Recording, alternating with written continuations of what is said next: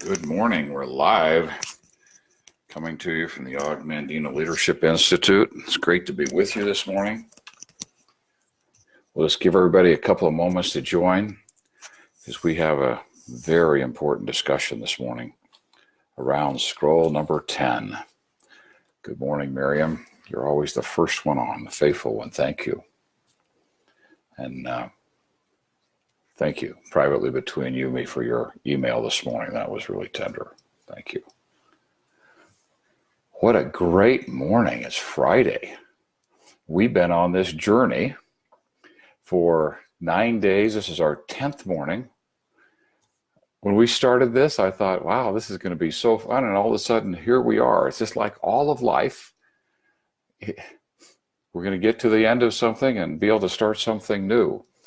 Well, here we are at the end of the 10 scrolls. What a great journey. Thank you. Thank you for all your comments along the way, for your participation.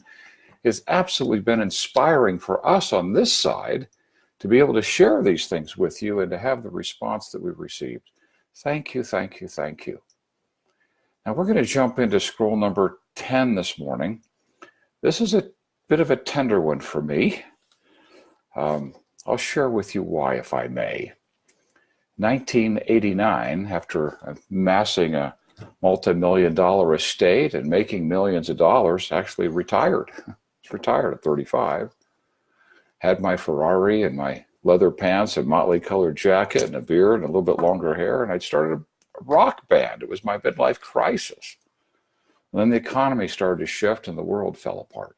Just fell apart. And that money went through our fingers like water. There just wasn't a way to stop it. I write about this in the beginning of Today I Begin a New Life. I'm sharing this because I had the distinct impression that somebody listening this morning really needed to have this message at a deeper, richer level. Because I remember about 2 years into that experience, I was the corporate guarantor of all the lines of credit. So when the company failed, the $1 million that was outstanding that we had spent to try to keep everything going fell on my shoulders. 2 years in was just the darkest of the dark nights. Had one?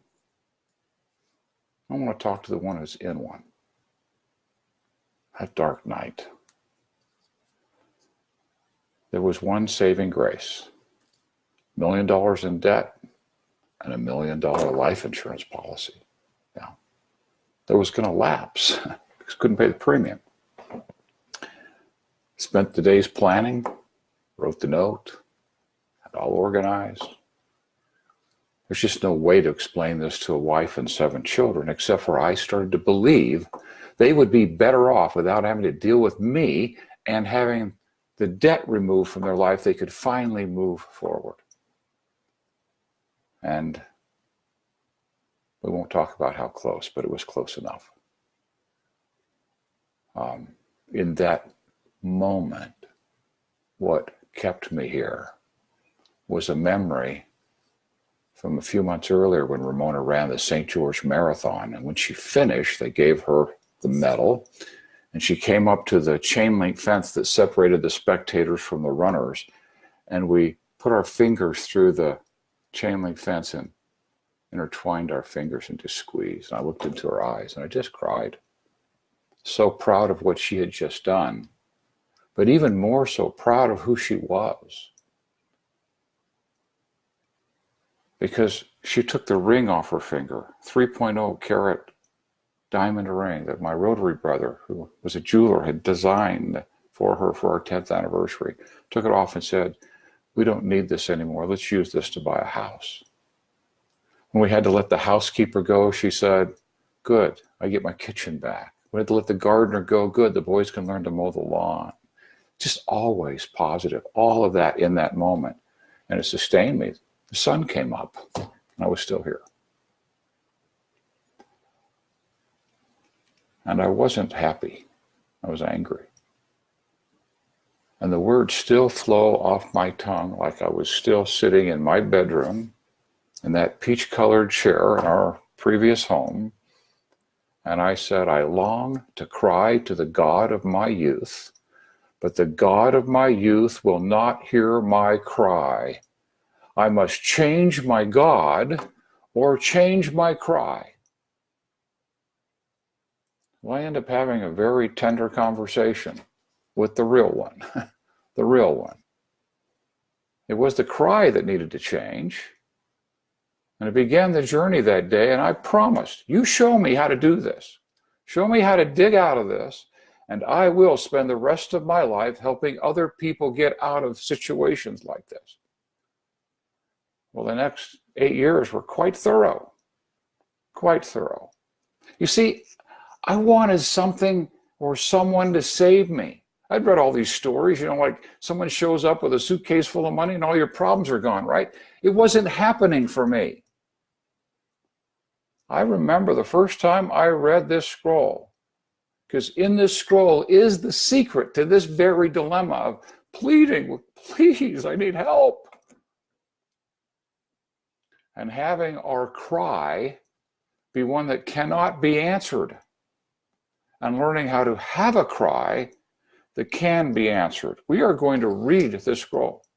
I'm going to read it to you. I'll make a few comments along the way, but I don't want to miss a word, because for whoever it is that I was with this morning in my heart, I just want this to be with you so that you can get here sooner and not stay in that dark dungeon of despair and discouragement for an unnecessary long period of time.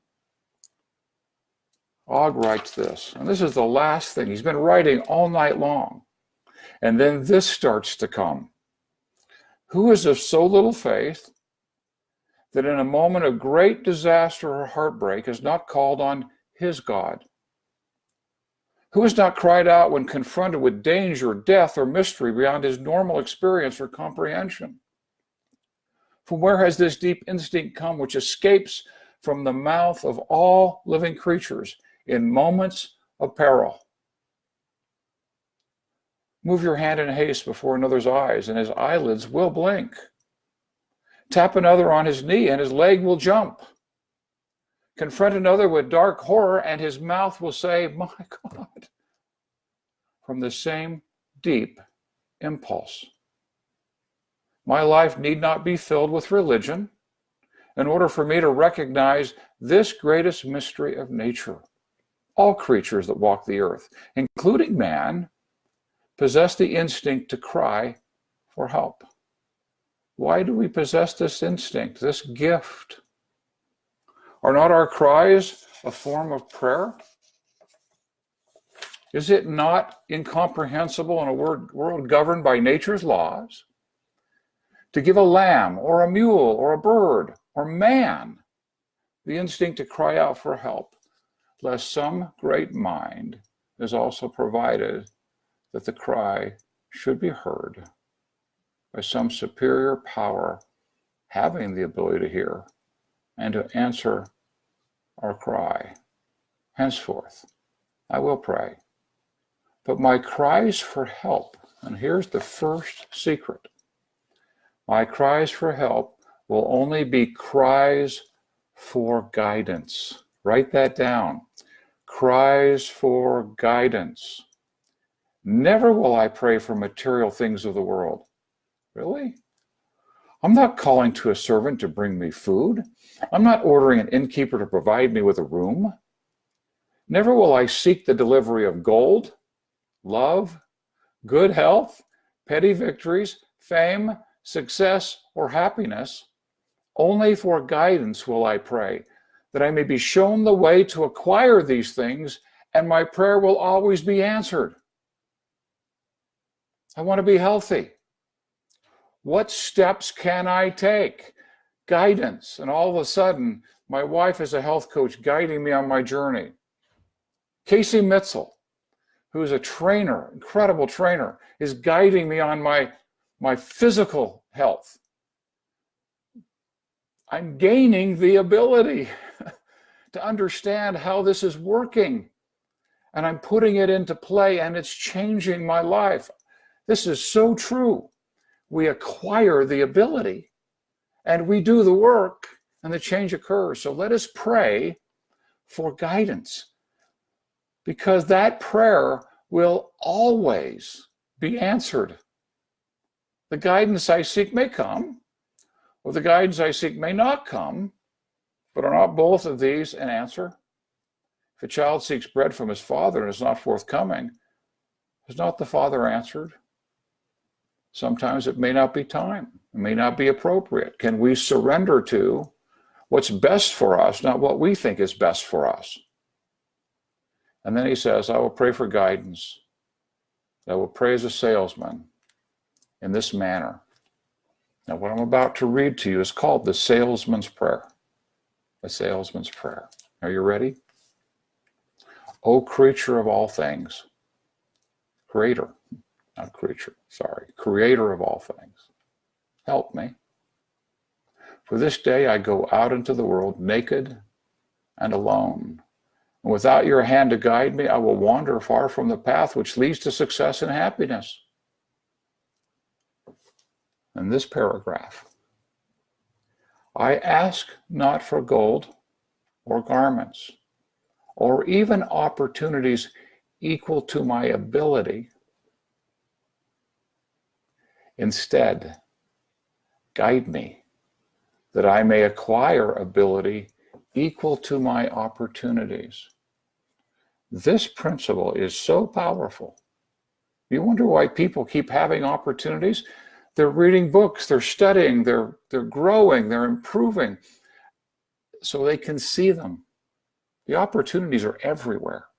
They're everywhere. Even in a bad economy, they're everywhere. The only reason why we can't see the opportunity is we have not yet acquired the ability. So let's not ask for the gold or garments. Let's seek to acquire the ability to be able to see the opportunities, because they're just waiting for us to show up. You have taught the lion and the eagle how to hunt and prosper with teeth and claw. Teach me how to hunt with words and prosper with love, so that I may be a lion among men and an eagle in the marketplace. Help me to remain humble. Now, this is the second time in the scrolls he's told us to embrace obstacles. And we just want to keep asking, why? Why would we want to embrace obstacles? Why would we want them? Well, here's the answer. Because we're going to get them anyway. We get them anyway. So what are we going to do with them? So he says, help me to remain humble through obstacles and failures. Yet hide not my eyes from the prize that will come with victory. Remain humble through obstacles. Humble, humus, planted in the darkness of the soil. We talked about this 2 days ago. My despairs, my failures, my ignorance, in order that I might ripen, mature, sprout, and grow. Assign me tasks to which others have failed, yet guide me to pluck the seeds of success from their failures. Confront me with fears that will temper my spirit, yet endow me with courage to laugh at my misgivings. Spare me sufficient days to reach my goals, yet help me to live this day as though it be my last. The now. Remember we talked about this? Living in the now. Now is all we have. Yesterday, I will act. Now it's always now. Guide me in my words that they may bear fruit. Help me to live this day. Yet silence me from gossip, that none be maligned. Discipline me in the habits of trying and trying again. Now, I know there's a lot of discussion about try to pick it up when you go to pick it up. No, try to pick it up. Don't pick it up. When Og says try and try, he means to do and do and do and do and do. That's what he means by try. Do and do and do again. Yet show me the way to make use of the law of averages. Remember we talked about that? Every nay brings me closer to a yea. Favor me with the alertness to recognize opportunity, yet endow me with patience, which will consecrate my strength. Eye on the goal above my head, ignore the obstacles at my feet. Where dry desert ends, green grass grows. That's what he's talking about. Bathe me in good habits, that the bad ones may drown. Yet grant me compassion for weaknesses in others.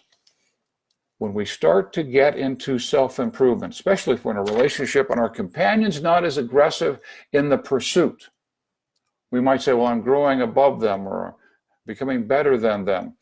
It's a tendency when we're in self-improvement to become very intolerant. We may have waited 50 years to finally take on our unhealthy habits of thinking, but we want everyone around us to do it in a week. Oh, hear this. Grant me compassion for weakness in others. Suffer me to know that all things shall pass. Yet help me to count my blessings of today. Expose me to hate? Wow. So it not be a stranger, yet fill my cup with love to turn strangers into friends. I listened to Og narrate this morning, and the way he says friends, it's just so warm, because Og was a collector of friends.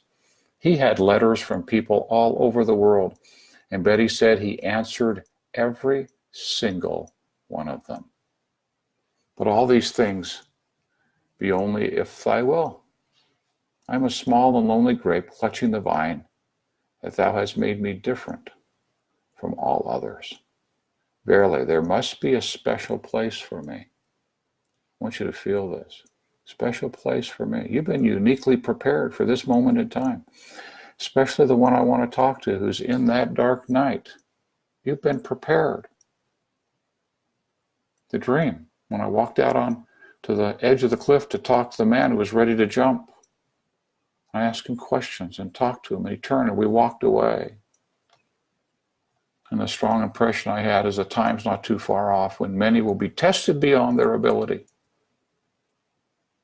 And the only people with credibility to walk out onto the ledge and help someone walk away from the ledge is somebody who has stood there themselves. If you're going through a dark night, could this be part of your very thorough preparation for that moment when you walk out there and save a life? Could it be? Guide me, help me, show me the way.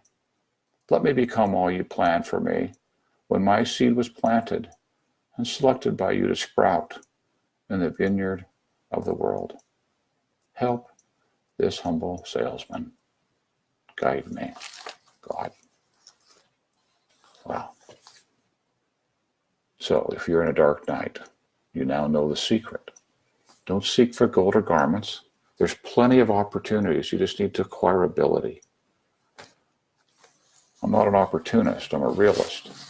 Go to habitfinder.com and take your habit finder. And if you've already taken it, go to your results and just ask that question. What ability am I missing? What is my habit of thinking trying to get me to do that's antithetical to seeing opportunity? Has it got me going into fantasy and catastrophe and overwhelm? Am I hating my life? Am I impatient? Am I disillusioned? Am I discouraged? Am I questioning my worth, my worthiness, my ability, my beliefs, my character, my contribution? Am I still carrying a burden around from the past that I haven't yet let go? Let's begin the journey of acquiring ability so that Monday morning when you wake, you'll start with scroll 2. Read it 3 times a day faithfully. I'd even recommend you go get the book, The Greatest Secret, which is the book Og wrote after The Greatest Salesman to provide a journal for that studying and with all kinds of promises. What happens if you'll actually do each scroll 3 times a day for 30 days? Your life will change. I get letters all the time about how that's impacted someone's life. So find out what habits of thinking are there. Start by studying the scrolls. If we can help you beyond that, let us know. We're here. My mission is to heal torn bodies and torn minds, to help people in dark moments learn how to get out of them. Some are darker than others, there's no question. But to get the answers, you need to move on to the next level so you can get to where you want to go. Kevin Hall wrote a book called Aspire, and he wrote a chapter in there about the word coach. The word coach comes from the word Koks, which is a little city in Austria. That's where they built chariots for the aristocracy. A chariot is a carriage. They still talk about buses as coaches, carriages. They carry you from where you are to where you want to be. That's what coaches do. It's been my privilege to be your coach for 10 days. Now let Og be your coach as you go through the scrolls. And if we can help you with a coach, let us know. I have one. What am I telling you? Paul and I spend $10,000 a month for him. He's that valuable. Because to get to where we want to be, it takes a coach with that level of expertise, because I want to acquire the ability he has to grow to where I want to be. Shout out to Jason Cisneros, by the way. So today's your day. Let's start seeking guidance. Let's acquire ability equal to the opportunities that are around us so we can see them. We can take our life to the next level. Blessings to all of you. Thanks for all of your comments this morning. If you know somebody in a dark night, would you share this out to them? Please share this out to them. And if you're here, drop me a message. Let me know you were. I could feel you this morning. I could feel you this morning. Thanks, everyone. Much love from all of us here at the Og Mandino Leadership Institute. Bye-bye.